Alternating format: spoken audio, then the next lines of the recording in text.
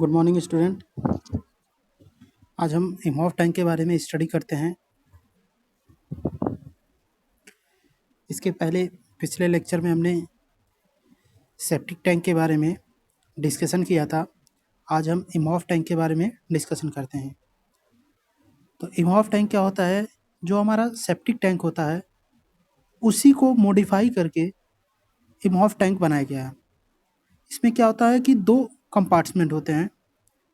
जो पहला कंपार्टमेंट होता है अपर पोर्शन, वो होता है सेडिमेंटेशन टैंक, और जो हमारा लोअर पोर्शन होता है वो होता है डाइजेशन टैंक। हम इसको फिगर के माध्यम से समझते हैं। ये हमारा फिगर है इमॉफ टैंक का। इसमें क्या है कि इसमें दो कंपार्टमेंट्स हैं। पहला कंपार्टमेंट हमारा जो है सेडिमेंटेशन है और दूसरा कंपार्टमेंट क्या है? Sludge digestion. ये हमारा सेडिमेंटेशन होता है और ये हमारा होता है स्लज डाइजेशन। इसलिए इसको 2 स्टोरी टैंक भी बोला जाता है। जो इसमें हमारा स्लज वेस्ट वाटर होता है, उस वेस्ट वाटर या रॉ वाटर को हम क्या करते हैं? पहले इफ्लुएंट कराते हैं सेडिमेंटेशन टैंक में। सेडिमेंटेशन टैंक में इफ्लुएंट कराने के बाद उस सेडिमेंटेशन टैंक में जो वेस्ट वाटर होता है उसका सेडिमेंटेशन प्रोसेस होता है। फिर उसके बाद जो पार्टिकल्स सेटल होते हैं सेडिमेंटेशन के बाद, जो स्लज सेटल्ड होगा वो हमारा फिर स्लज डाइजेशन टैंक में चला आता है, जहाँ पे इसका एनारोबिक बैक्टीरिया के द्वारा स्लज का डाइजेशन किया जाता है। एनारोबिक बैक्टीरिया के द्वारा जब स्लज का डाइजेशन किया जाता है तो उससे बायोगैस रिलीज होती है। बायोगैस को हम क्या करते हैं? कलेक्ट करके इसका हम यूज़ करते हैं इलेक्ट्रिसिटी को जनरेट करने में। बायोगैस क्या होता है? बायोगैस हमारा मेथेन और कार्बन डाइऑक्साइड का मिश्रण होता है। इस गैस को हम कलेक्ट करके इलेक्ट्रिसिटी या फ्यूल के रूप में यूज कर सकते हैं। तो ये हमारा इमॉफ टैंक होता है जिसमें 2 कंपार्टमेंट्स होते हैं। जब हम स्लज डाइजेस्ट हो जाता है एनारोबिक बैक्टीरिया के द्वारा, तो उस स्लज को, डाइजेस्टेड स्लज को हम आउट करके हम कहीं पे डिस्पोज करा देते हैं या इरिगेशन के पर्पस से यूज कर लेते हैं। फिर उसके बाद वेस्ट वाटर को फिर से हम सेडिमेंटेशन टैंक में भेजते हैं।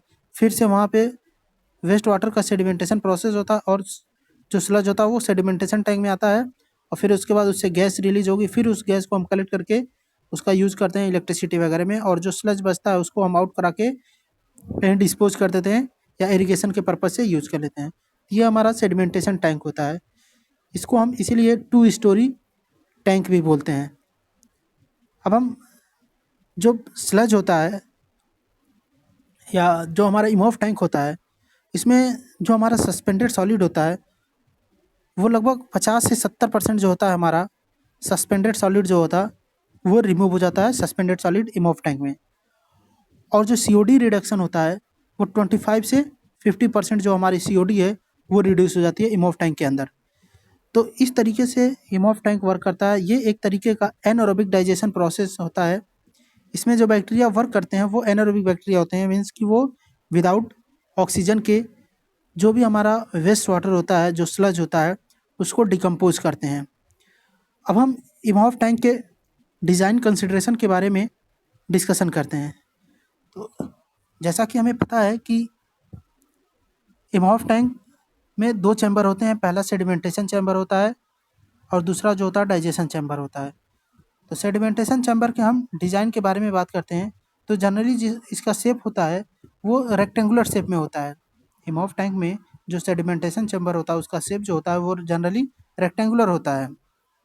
इसका जो डिटेंशन टाइम होता है वो 2 से 4 घंटे होते हैं।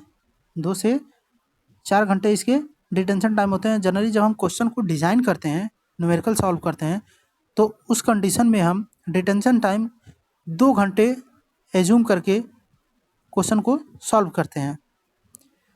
जो इसमें फ्लोइंग वेलोसिटी हम रखते हैं, flowing velocity 0.3 meter per minute से ज़्यादा नहीं होना चाहिए। जो हमारा इमॉफ टैंक में फ्लो वेलोसिटी होनी चाहिए, वो कितना होना चाहिए, 0.3 मीटर पर मिनट से ज़्यादा नहीं होना चाहिए फ्लो वेलोसिटी इमॉफ टैंक के अंदर। जो हमारा सरफेस लोडिंग होता है, सरफेस लोडिंग जो होगा वो 30 litre per metre square of plane area per day से ज़्यादा नहीं होना चाहिए। ये हमारा सरफेस लोडिंग का डिज़ाइन क्राइटेरिया होता है। अगर जो हमें इफ्लुएंट एक्टिवेटेड स्लज प्लांट से मिलता है, उस इफ्लुएंट में सरफेस लोडिंग जो होना चाहिए वो 45,000 लीटर पर मीटर स्क्वायर पर डे से ज़्यादा नहीं होना चाहिए सरफेस लोडिंग, जब हमारा जो इफ्लुएंट होगा अगर वो हमें एक्टिवेटेड स्लज प्रोसेस से मिलता है तो। अब हम नेक्स्ट बात करते हैं लेंथ। जो हमारी लेंथ होनी चाहिए इमॉफ टैंक की वो 30 मीटर से ज़्यादा नहीं होनी चाहिए। इमॉफ टैंक की जो लेंथ होनी चाहिए वो 30 मीटर से ज़्यादा नहीं होनी चाहिए। जो हमारा L/B का रेशियो होता है इमॉफ टैंक का वो 3 से 5 मीटर तक हमारा L/B का रेशियो होना चाहिए। जो हमारी टोटल डेप्थ होती है इमॉफ टैंक की वो 9 से 11 मीटर होनी चाहिए। 9 से 11 मीटर मीन्स कि उसमें हमारा सेडिमेंटेशन चैम्बर भी होगा और उसके बाद जो हमारा डाइजेशन चैम्बर होता है उसकी भी टोटल डेप्थ की बात कर रहा है। तो यानी हमारा टोटल डेप्थ का जो रेंज होगा वो 9 से 11 मीटर से ज़्यादा नहीं होना चाहिए इमॉफ टैंक का। अगर हम पर्टिकुलर सेडिमेंटेशन चैम्बर के डेप्थ की बात करें तो उसका जो रेंज होता है वो 3 से 3.5 मीटर हमारा डेप्थ होता है सेडिमेंटेशन चैम्बर का। जो हम फ्री बोर्ड प्रोवाइड कराते हैं, यानी कि जिस पोर्शन में वेस्ट वाटर या स्लज की क्वांटिटी नहीं होती है, जो पोर्शन फ्री रहता है उसको हम फ्री बोर्ड बोलते हैं। तो हमारा जो इमॉफ टैंक में फ्री बोर्ड रहता है वो हमारा 45 सेंटीमीटर होता है फ्री बोर्ड। तो जब भी हम क्वेश्चन में डेप्थ सॉल्व करते हैं तो जो ओवरऑल डेप्थ हम लिखते हैं तो उसमें 0.45 मीटर हम जो है फ्री बोर्ड को ऐड करके टोटल डेप्थ कैलकुलेट करते हैं। ये तो हमारा सेडिमेंटेशन चैम्बर के डिज़ाइन के बारे में बात हो गया। अब हम इसके दूसरे पोर्शन डाइजेशन चैम्बर की बात करते हैं। तो जनरली जो डाइजेशन चैम्बर का डिज़ाइन होना चाहिए उसकी जो कैपेसिटी होनी चाहिए मिनिमम 57 लीटर पर कैपिटा होनी चाहिए। अगर वार्मर कंडीशन है या वार्मर क्लाइमेट है तो उस कंडीशन में जो डाइजेशन चैम्बर की कैपेसिटी होनी चाहिए वो 35 से 40 लीटर पर कैपिटा तक हम कंसीडर कर सकते हैं क्वेश्चन को डिज़ाइन करने में। ये हमारा डाइजेशन चैम्बर का कैपेसिटी होता है पर कैपिटा के हिसाब से। जो हमारा इमॉफ टैंक होता है वो जनरली एनारोबिक डाइजेशन पे वर्क करता है। तो जो हमारा इमॉफ टैंक होता है उसमें जो लोअर कंपार्टमेंट होता है यानी कि स्लज डाइजेशन चैम्बर जो होता है उसमें जो बैक्टीरिया होते हैं वो एनारोबिक बैक्टीरिया होते हैं। और जो हमारा अपर कंपार्टमेंट होता है मीन्स कि जो हमारा सेडिमेंटेशन चैम्बर होता है उसमें एरोबिक प्रोसेस होता है।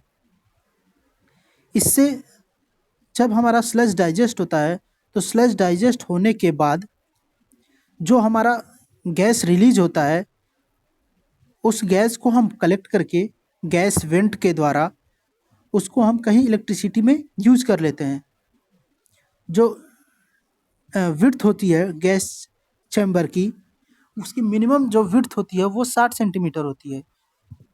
जो हमारे गैस चैम्बर की जो मिनिमम डिज़ाइन विड्थ होती है वो कितनी होती है, 60 सेंटीमीटर होती है।